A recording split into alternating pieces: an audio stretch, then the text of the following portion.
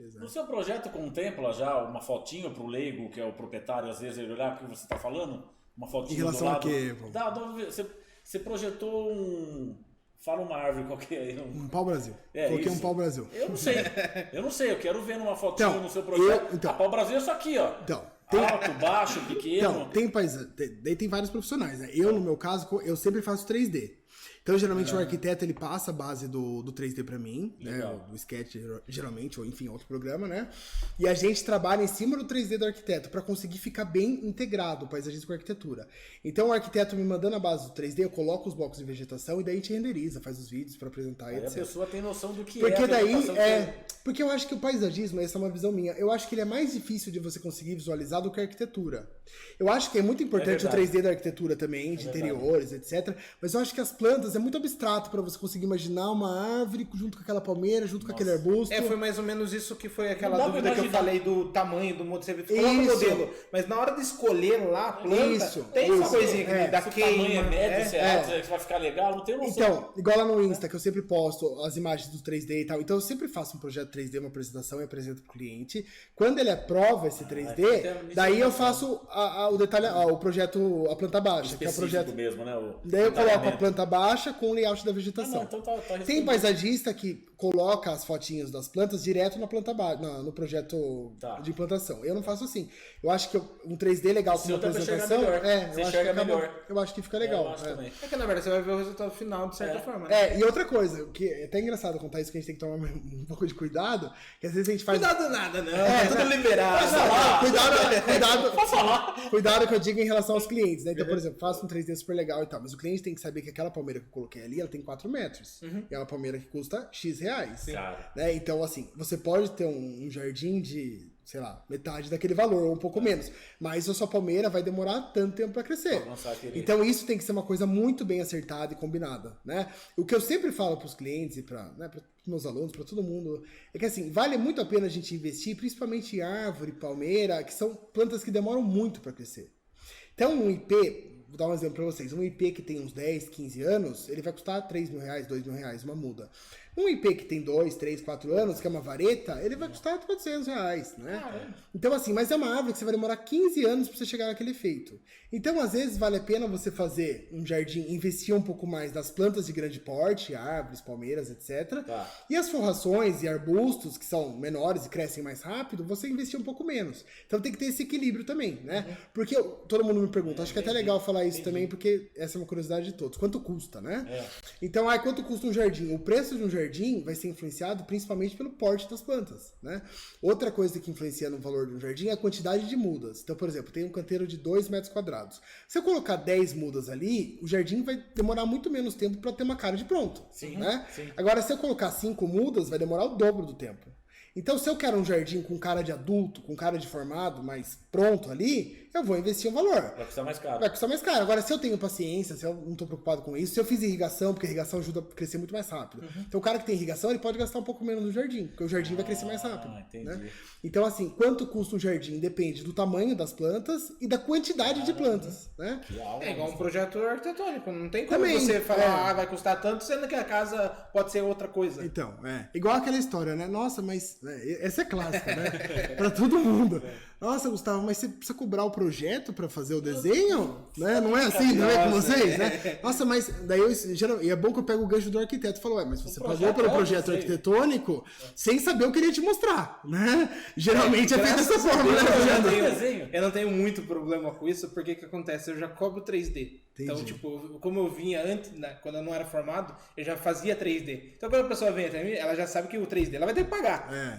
Aí, quando vai pro projeto, eu falo, eu posso até fazer um desconto no 3D, que entrega bonitinho, mas o preço é esse aqui, ó. É o pacote completo. Então, mas isso é uma coisa muito complicada, porque hoje em dia, igual eu falei pra vocês, eu acho que o mercado tá melhorando, então essa questão tá melhorando também. Existe uma aceitação melhor. Mas tem um porquê de você pagar o projeto, né? Imagine tudo isso que eu faço, que eu comentei com vocês, que eu entrego. Na como verdade, que não vai cobrar por isso? Não existe, né? Projeto. 3D é consequência do projeto, não tem como ver de outra forma. Você vai fazer o 3D, não vai fazer o projeto?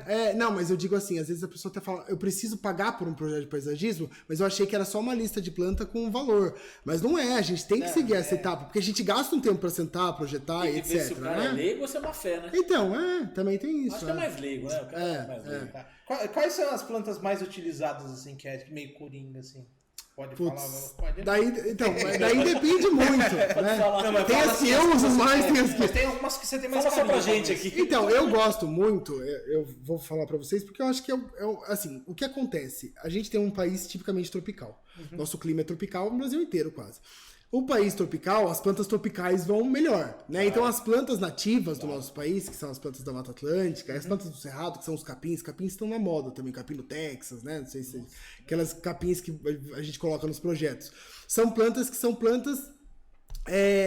nativas. Então se desenvolvem melhor. Então os capim do Texas, capim dos Pampas, são plantas que eu gosto. As plantas tropicais, que são as folhagens, costela de Adão, que tem usado muito, né? O filodendro, undulatum, o guaimbê, as helicônias, que parece uma bananeira, que dão umas flores coloridas. Então, assim, isso é muito legal a gente pensando em sustentabilidade também. Então, estou no Brasil. No Brasil eu tenho um clima tropical. Eu vou fazer um jardim com cara da Europa? Eu posso até fazer, mas assim, o jardim tropical ele vai se dar muito melhor aqui, né? Então, sei lá, às vezes eu vou fazer um jardim com pinheiro e com buchinho, né? Se tiver uma casa com uma arquitetura bem clássica, com uma casa mais simétrica, né? Tem que conversar com a arquitetura também, tudo bem. Mas aqui no nosso país, as plantas que vão bem aqui são essas que a gente está conversando, né? Então são as plantas tropicais. Então, assim, se eu plantar uma helicônia, um filodendro, enfim, né? São plantas que vão se desenvolver muito melhor aqui.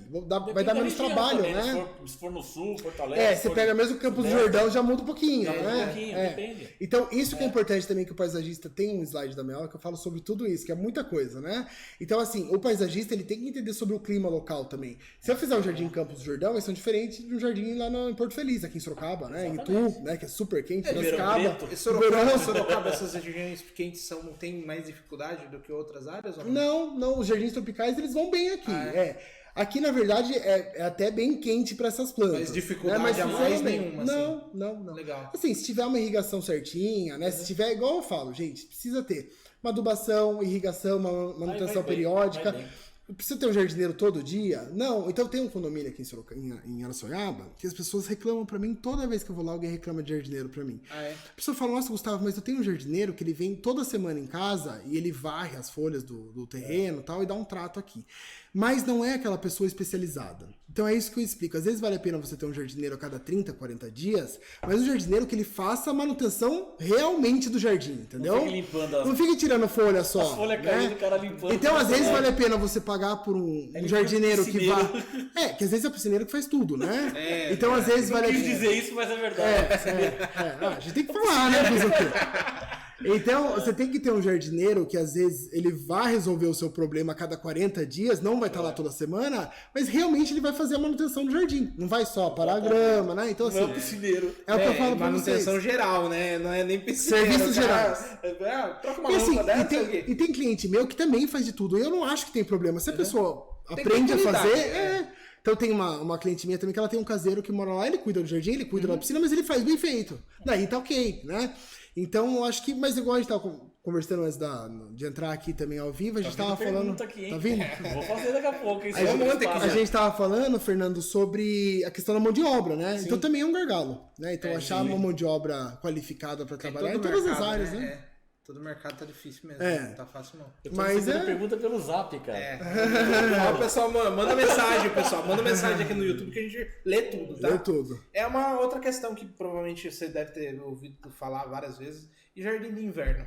Jardim de inverno? Tem dicas boas aí? Então, o jardim de inverno, eu acho que ele tem que ser o mais prático possível, né? Mas ao mesmo tempo, assim, geralmente a pessoa tem um jardim de inverno e ela coloca um monte de seixo em um vaso. Né? Porque tá com medo, porque vai dar medo de dar infiltração na lateral e tal, né? Então, assim, o jardim de inverno, eu acho que se ele for projetado como um jardim, você tem que explorar essa área como um jardim, né? Então, por que não fazer um jardim direto ali no solo, né? Ao invés de encher de argila expandida ou de seixo. E às vezes o cara quer gastar um pouco menos, põe argila expandida, né? Ao invés de seixo. A grande maioria. A grande maioria. Mas explore como um jardim. Então, se o arquiteto, no projeto arquitetônico, ele deixou um espaço para um jardim de inverno ali, né? Então faça um jardim, use o solo, planta ali, pode ter um espaço com seixo, para você colocar, por exemplo, um banco, uma cadeira, uma espécie de glissadeira, alguma coisa do tipo, né? Alguma coisa que seja um local ali de convivência também. Você acaba criando mais um local de descanso ali, de permanência na sua casa, né? Então você pode ter um banco, alguma coisa com um seixo em volta para você poder circular, mas faça dele um jardim, né? Não tem, você já deixou um jardim ali. Geralmente é um jardim que não pega tanto sol. Então é um jardim que é mais fácil do ponto de vista das plantas crescerem, desenvolverem. Você não precisa pôr tanta água, porque ele pega mais sombra. Sempre pensei assim, né? A planta, quando ela tá totalmente exposta no sol, ela vai transpirar mais. Ela tá perdendo água. Se ela tá perdendo água toda hora, você precisa fazer o quê? Tá colocando água nela, né? Então, sempre pense, o tanto de água que a planta vai perder, você precisa repor. Num jardim de inverno, geralmente, que tem uma incidência solar menor, você precisa repor menos, então você vai molhar um pouco menos, né? Então, o jardim é até mais fácil de cuidar, né? É fácil, entre aspas. Né? Agora vem a questão da planta, tudo mais, né? Porque... Não, aí a gente tem que... Não pode colocar, por exemplo, você vai colocar alguma planta de sol a pino ali, não vai dar certo, né? Então... a planta vai morrer. Tem uma planta adequada para cada local. Tem aquelas coisas também, né? Que as pessoas vai lá, coloca no vasinho e tal, aí ele vê a planta morrendo e leva pra fora. Daí põe pra dentro, daí põe pra fora. Aí fica nesse vai e vem. Eu faço isso no meu apartamento. Então, olha lá, viu? Tá vendo só?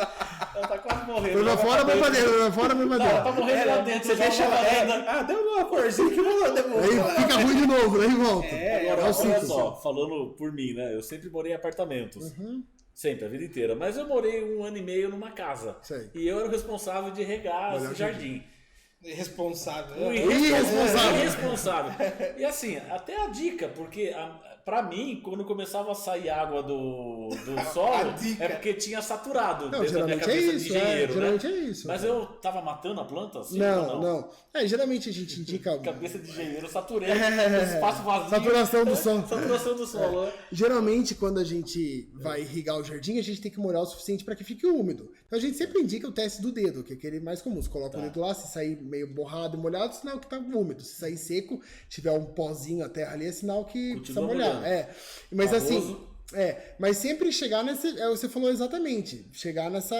que a gente chama na agricultura de capacidade do campo, né? Quando a gente tem a quantidade de água ali que já saturou, já preencheu todo o espaço do solo. Não. Eu só falava. A não ser que você continue... Precisou dar live, então, se você continuar colocando água e começar a sair água pra fora, daí já é demais. Tá gastando água toda, né? Aí você tá dando batata. Daí você quer...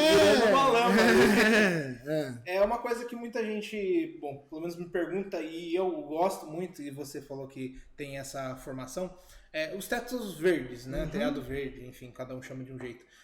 Tem alguma dica que você possa dar aí, que, por exemplo, a gente hoje tem no mercado muitos problemas que hoje têm sido resolvidos com o tempo, que é a questão de impermeabilização, né?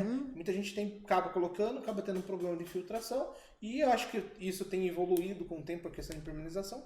Tem alguma dica que você possa dar na questão do teto verde? Então, que possa ser... Um dos primeiros problemas que eu vejo, quando as pessoas deixam alguma laje exposta, elas não têm acesso a essa laje. Como que as pessoas... Cuidado, não dá pra... Aquilo ali não vai funcionar, não funciona como jardim. Porque como que você vai molhar aquilo? A não ser que você tenha um sistema de irrigação, né? Daí tudo bem. Agora, se você tiver que molhar aquilo na mão, você nunca vai molhar. Mas assim, tem a questão de manutenção isso, podar e cuidar. O isolador de baixo com a mangueira fazendo assim, cara. Caiu tudo em você e não cai na planta, né, mano? Mas o que eu falo sempre assim, o telhado verde é muito delicado. Pra paisagista é mais difícil ainda, porque o paisagista ele sempre chega... Não é o ideal, mas ele chega mais pro final da obra. Quando tudo já está meio definido ali. Então, acho que é muito mais papel, entre aspas, do arquiteto colocar um telhado verde, fazer um jardim sobre uma laje, do que o próprio paisagista, né? Claro que quando chega algum projeto que tem telhado verde para mim, eu vou fazer o desenho, escolher a vegetação, pensar no layout, qual planta vai bem ali ou não, né? Mas eu acho que vai muito do arquiteto a hora de ele projetar. Porque ele projetou uma residência, por exemplo, ele tem que... Ele já vai deixar, bom, aqui tem uma área que eu vou deixar pro telhado verde, né? E daí a gente entra com o paisagismo escolhendo a vegetação, vendo qual é o melhor sistema, né? É que hoje em dia tá muito em alta a laje plana, né? Hoje em dia, a grande maioria, porque você economiza, você economiza no telhado e tudo mais, só que daí tem que desenvolver cada vez mais a questão de impermeabilização, né? Todo mundo tem trauma de impermeabilização. Então, mas aí que tá, o telhado verde, o pessoal fala, não, eu não quero fazer nada por causa de impermeabilização. Então, de infiltração. Não é a vegetação em si, né? Aí a impermeabilização vem com uma lona lona anti-raiz, para cobrar mais caro, ou a lona que não era anti-raiz resolve do mesmo jeito? Não, funciona. A anti-raiz funciona. O que é anti-raiz? Ela geralmente esses materiais anti-raiz, não sei exatamente se furar, eu já trabalhei numa empresa de telhado verde também. E lá, assim, a gente indicava um produto que ele tinha como se fosse um herbicida misturado nele. É como se fosse uma tinta com herbicida. Entendi. Então, a hora que aquilo era colocado, a raiz encosta, ela já morre. Aquela região da raiz. Dali, ela sabe que então é como se como se a raiz viesse aqui, ela fizesse isso e voltasse pra trás, entendeu? Faz sentido. Então legal. o material anti-raiz, ele já tem algum tipo de herbicida ali. Herbicida é mata-mato, digamos assim, né? Tá vendo? Viu? Aprendendo. Eu puxei o assunto, ele falou que era o papel do arquiteto, aí vem não é o papel do arquiteto, não. Não, eu acho que o papel do arquiteto é especificar. Mas o engenheiro, ele tem que fazer muito bem a parte de priorização, porque realmente dá problema. O anti-raiz, então, não é só pra cobrar mais caro? Não, funciona, Paulo.